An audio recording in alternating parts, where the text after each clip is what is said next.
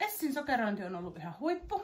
Olen nyt 2 kertaa käynyt ja todella tyytyväinen. Ja rentoa meininkiä, kiva höpötellä samalla ja semmoista. On ollut hyvä, tykkään. Tulen uudestaan.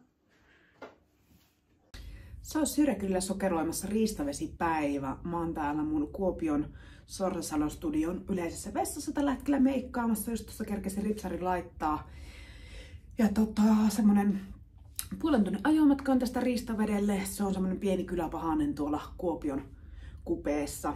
Ja siellä mulla olisikin sit useampi sokerointi, ehkä joku 5 tuntia menee siinä. Ja sit mä vielä ajelen sen puolistuntisen kotiin sieltä. Mutta tosta vielä pikkasen vaatteiden vaihtoon ja ei kun liikenteeseen. Ehkä otan vielä vähän huikan vettä ja vähän leipukkaista ja vielä täytän vesipullon, niin on sitten siellä vettä mitä hörpätä välissä. Mutta mä näytän sitten teille vielä, millä sillä itse Riistavedellä näyttää. Se on aika pieni kylä, mutta pikkusen kuvataan kyllä raittia sentään.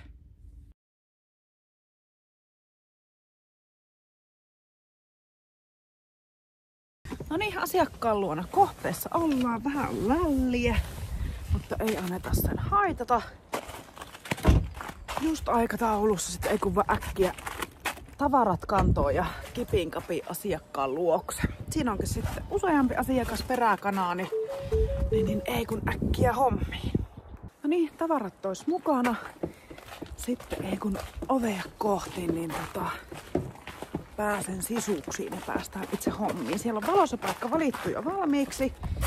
Joten siihen sitten ei kun vaan pistokkeeseen sokerin lämmitin ja sokeri pehmenemään, niin sitten päästään hommiin.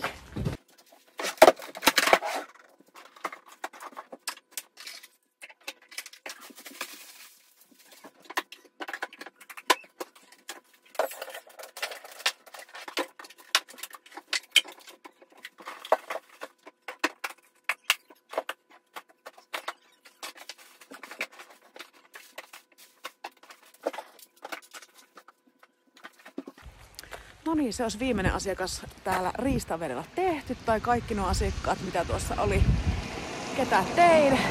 Siitä meni useampi tunti, pikkusen meidän nälkä olla, niin enhän tässä paikallisessa K-kaupassa käydä vähän ruokaa ostamassa. Ja eihän siinä sen erikoisempaa. Siellä on vähän asiakaspalautettakin tältä reissulta, minkälaista olla mun sokerointiasiakkaana. Ja tuohon kattoon minne Syrjäkylälle mä seuraavan kerran eksyn sokeroimaan.